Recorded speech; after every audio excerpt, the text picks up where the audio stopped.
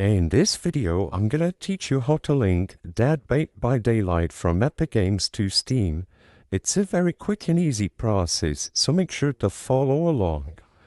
All you have to do is to go to a web browser and go to the Dead by Daylight website. So you can do this either on your computer or your phone. Simply go to www.deadbydaylight.com and you will arrive at the game's website. In here, what you have to do is click this little icon at the top right corner of the screen to access your profile. You will be immediately redirected to the account page for the behavior account.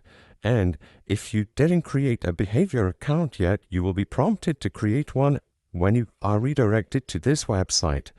Now, all you have to do is select Link next to Steam and Epic Games, and both of your accounts for Dead by Daylight will be linked as long as you own Dead by Daylight on both of these platforms. As you can see, this will allow you to synchronize your progress between these platforms. Afterwards, you can change any account details, communication, contact info, etc. from this page as well. I hope I was able to help you on how to link Dead by Daylight from Epic Games to Steam.